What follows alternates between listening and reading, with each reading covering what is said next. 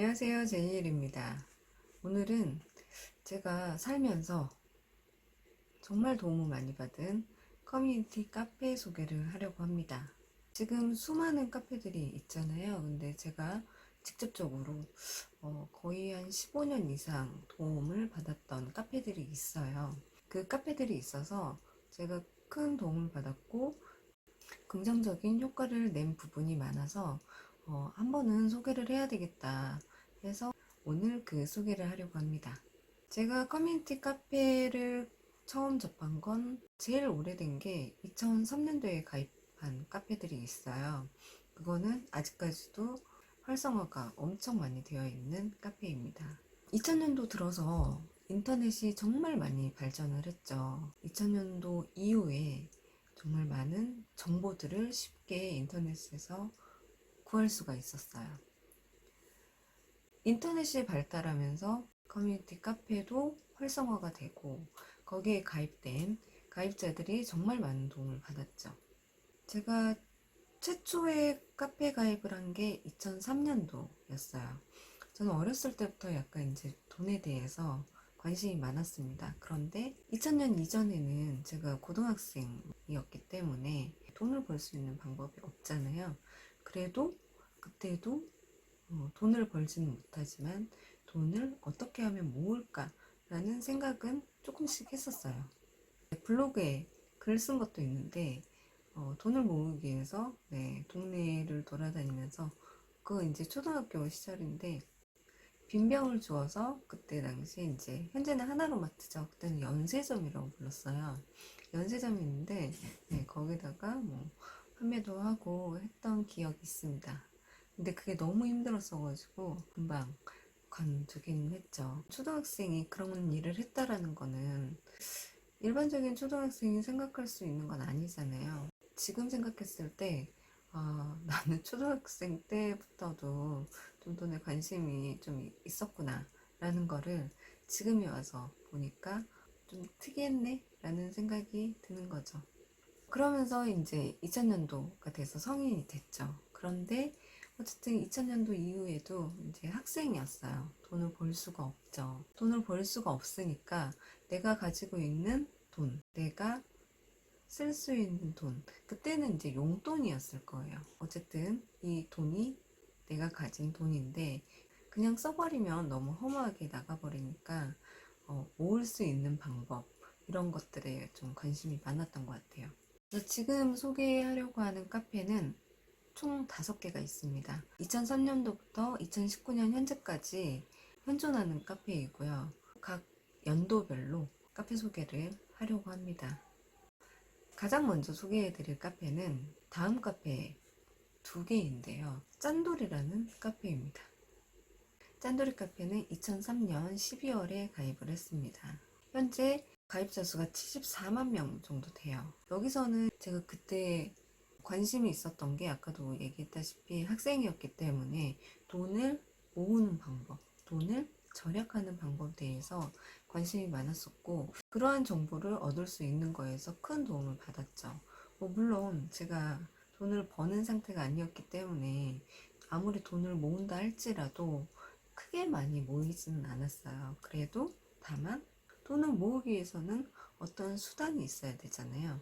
그래서 적금이라든가 그다음에 예금이라든가 청약저축이라든가 이런 것들을 그 카페를 통해서 이제 접하게 됐던 거죠. 가장 기억에 남는 게 일반적인 적금만 생각을 했죠. 이제 주기적인 적금만 생각을 하다가 그 카페 내에서 자유적금이 있어요 라는 거예요. 자유적금? 뭐지?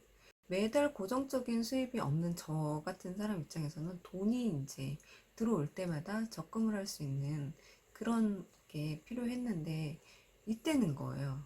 네. 23살이었습니다. 지금은 이런 정보들이 정말 많지만 그때 당시에는 거기에서 정보를 얻을 수 있는 게 제 23살의 나이에 할 수 있는 최선이었어요. 그리고 그걸 보고 바로 실행을 했죠.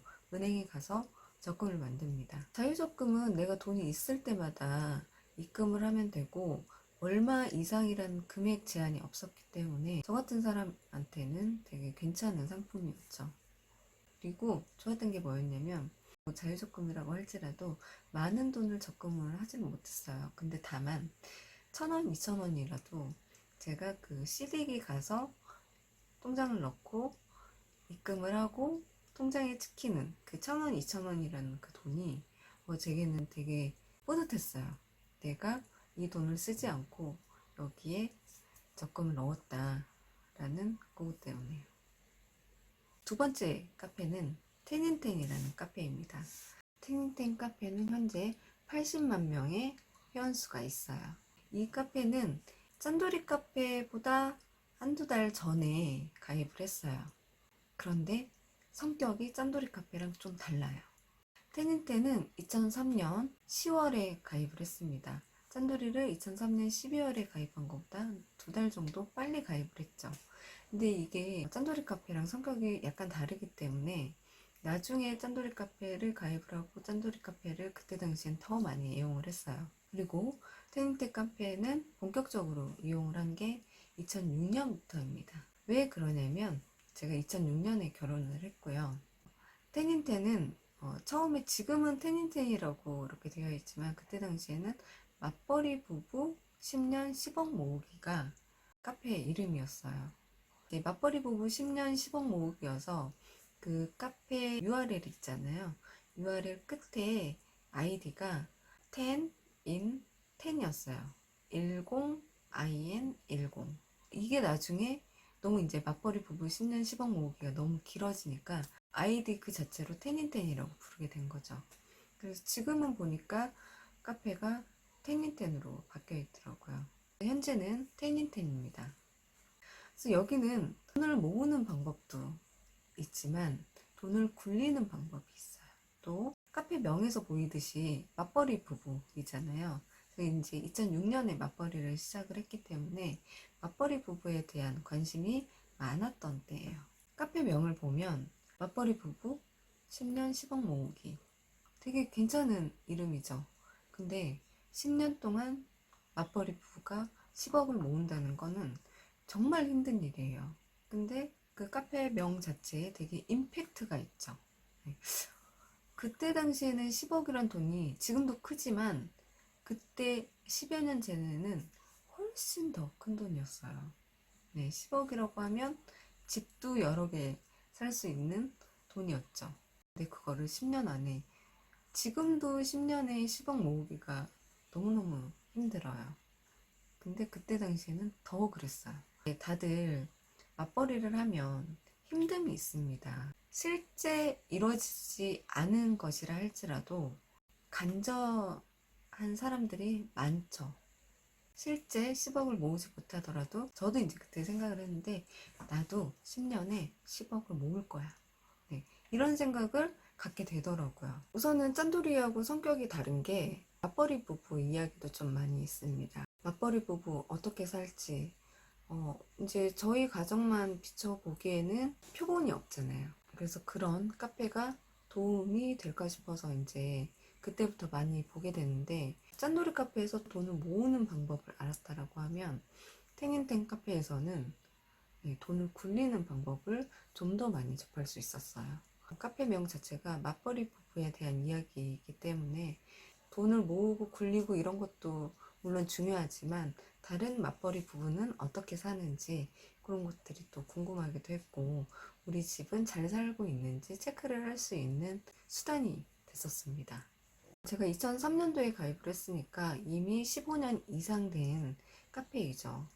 그래서 그렇게 그 카페에서는 돈을 굴리는 방법을 알게 됩니다.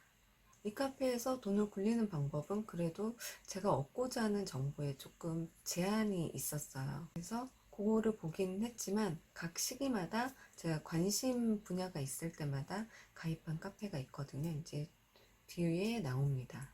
이제 세 번째부터는 네이버 카페로 이동을 합니다. 세 번째는 지금 이 영상을 보시는 분들도 대부분 많이 가입이 되어 있는 카페인데, 회계 경리인의 모임이죠. 여기는 제가 2009년 5월에 가입을 합니다. 회경목 카페를 2009년에 가입했다고? 라고 의문이 들 수 있잖아요. 근데 2003년도에 짠돌이하고 태닝택 카페를 가입을 하고 2009년도에 회경목 카페를 가입을 하게 된 건 각 매체별로 활성화 때문이에요. 2000년도 초반에는 다음 카페, 다음이 활성화가 많이 됐었어요. 그러다가 2000년 중반이 되어서 네이버가 엄청 활성화가 됩니다. 그러면서 네이버에 카페들이 정말 많이 생겼어요. 그러면 2009년 이전에 2006년부터 세무회계 업무를 했는데 그 전에는 그럼 어떤 걸 이용을 했을까요? 라고 하면 다음에도 회경로 같은 카페가 있어요. 회경로 카페 가입하기 이전에 3년 정도는 그 카페를 이용을 했었습니다. 이게 시대의 흐름이라고 보일 수도 있어요. 다음 카페에서 네이버 카페로 이동을 하게 됩니다. 근데 보시다시피 09년 5월이라고 하면 종합소득세 신고 기간이지 않습니까? 5월에 되면 그 회경모 카페에서 이제 문의가 되게 많이 올라와요. 그런데 5월이 종합소득세 신고 기간이라 정말 바쁜 시즌이기 때문에 그런 문의글이 올라와도 답변이 달리지 않는 글들이 정말 많았어요. 그래서 제가 그때 한 거는 저도 많이는 모르지만 이렇게 문의글을 올렸을 때 누군가는 정말 궁금해서 올린 걸 거잖아요. 정말 급한 시기에 신고 시즌별로 궁금한 것들이 있어요. 그때그때. 근데 거기에 이제 답변이 달리지 않으면 그분은 궁금증 해결이 안 될 거잖아요. 그래서 그때부터 조금씩 제가 아는 선에서 답변을 달기 시작을 했습니다. 근데 답변을 달 때 제가 모르는 분야는 답을 해주기가 그렇잖아요. 그래서 저도 공부를 해서 이제 답변을 달기 시작했어요. 물론 이제 저도 종합소득세 신고를 해야 되기 때문에 바쁜 시기이긴 한데 그게 좋았어요. 그럼 제가 답변 달아드리고 거기에 고맙습니다. 네, 이런 댓글 하나 보는 게 좀 좋더라고요. 처음에는 이제 고맙다라는 말 뭐 이런 것도 기대하지 않고 그냥 댓글을 달았죠. 답글을. 그렇게 해서 9년 동안 활동을 했었는데 2009년 5월에 가입을 해서 2018년 4월 이전까지 제가 쓴 댓글이 1100개 정도 되더라고요.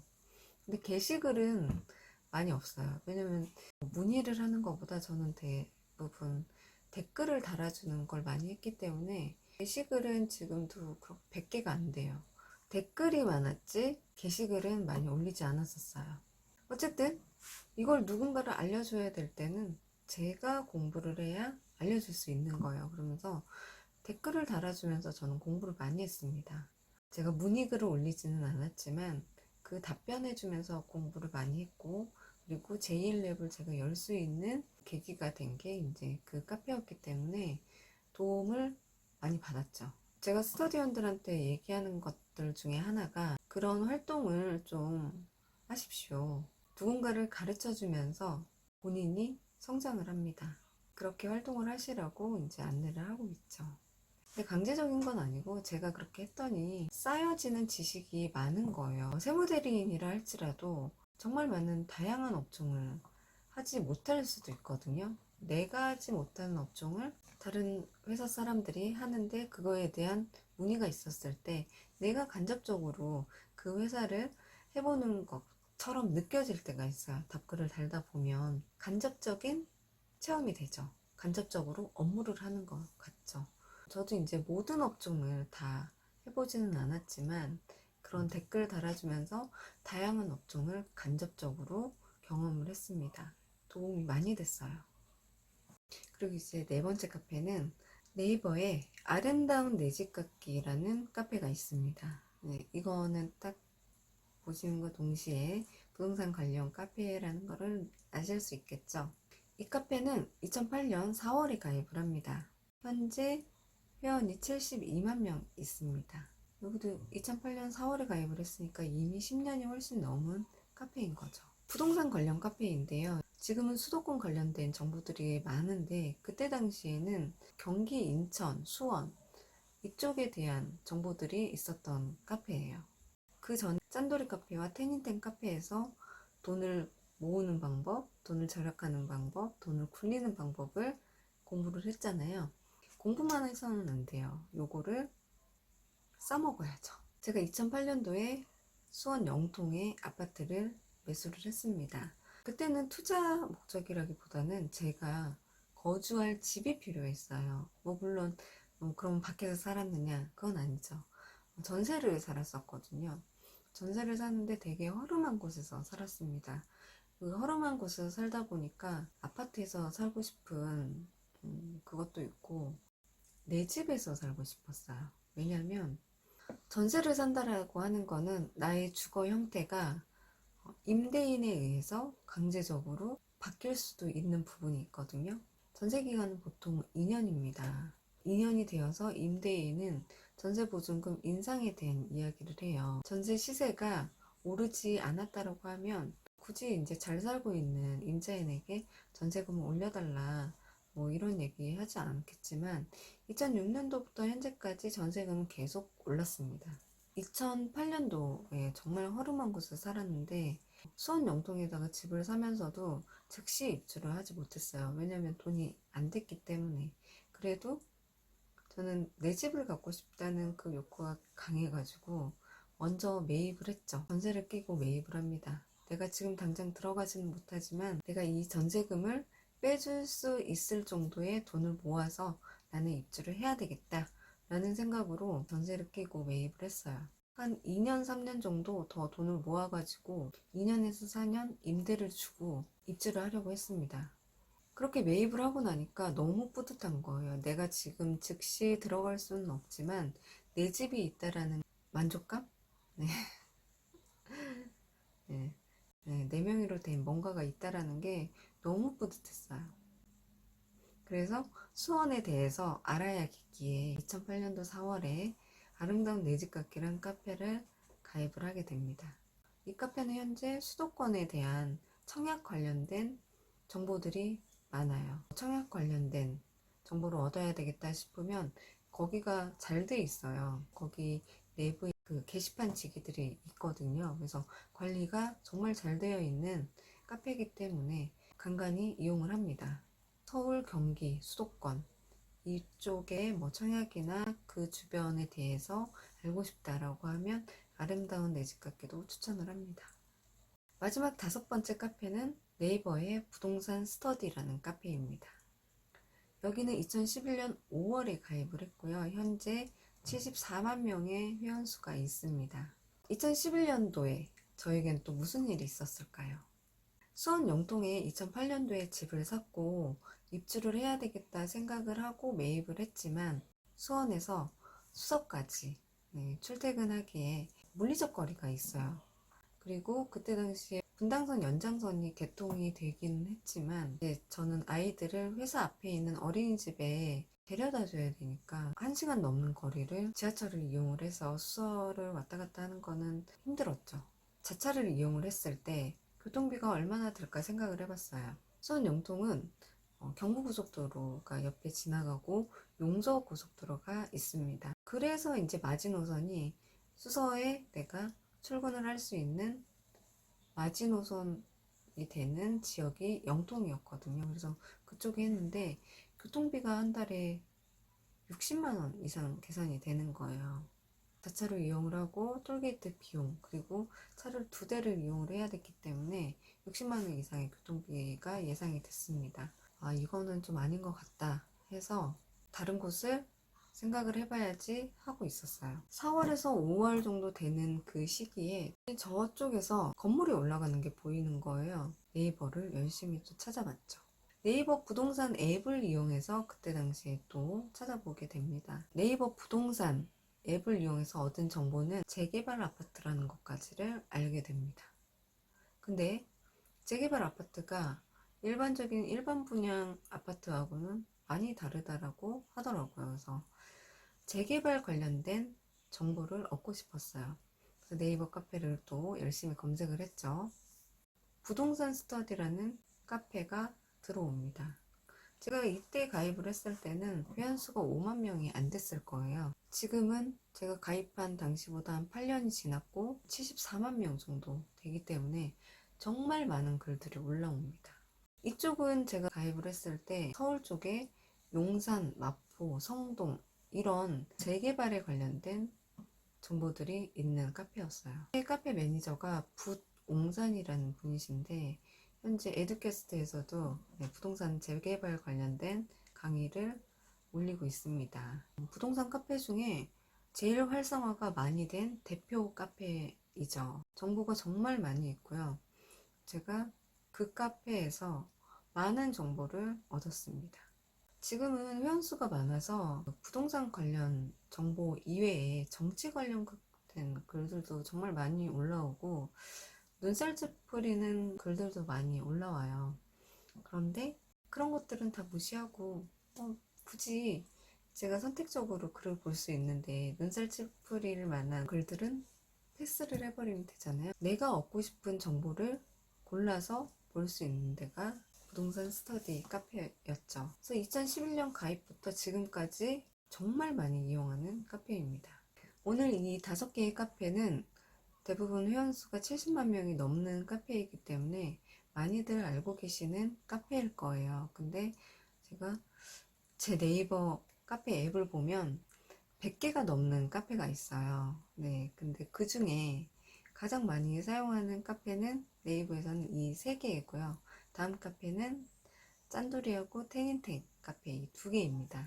근데 이런 카페들이 다양한 정보를 주기는 하지만 그 정보를 정보로 받아들이냐 아니면 광고로 받아들이느냐는 본인이 판단을 하시면 돼요.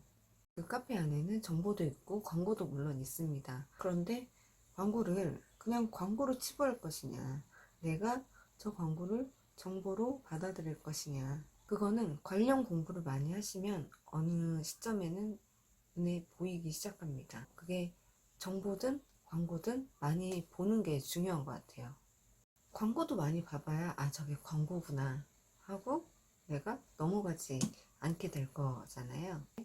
이건 광고야, 광고니까 보지 말아야지 이러면 나중에 정말 100% 광고였는데 그거를 정보로 받아들이게 될 수도 있어요. 그래서 광고와 정보를 구분을 하려면 광고도 좀 보셔야 될 것 같기는 해요. 누군가는 광고로 받아들이고 그냥 지나쳐 버린 일도 누군가에게는 정보가 되어서 그게 미래에 큰 가치를 줄 수 있는 게 지금 세상인 것 같습니다. 카페라는 도구가 뭐가 좋냐면 내가 그때의 나이에 뭔가 문의글을 올린 게 있잖아요. 그러면 거기에 답변이 달릴 거고 그런 걸로 이제 도움을 받는데 시간이 흘러서 지금에 와서 봤을 땐 내가 23살에, 25살에, 26살에 이런 것들을 되게 궁금해 했고 그때는 내가 이런 생각을 갖고 있었구나 라는 거를 15년이 흐른 지금에 와서도 이제 볼 수 있는 거죠. 네, 기록이 남아 있으니까요. 지금 알려드린 5개의 카페는 살면서 도움이 많이 되실 수 있는 카페이기 때문에 활용을 많이 하시면 좋을 것 같아요. 오늘은 5개의 카페를 소개를 하고 영상 마무리 짓겠습니다. 고맙습니다.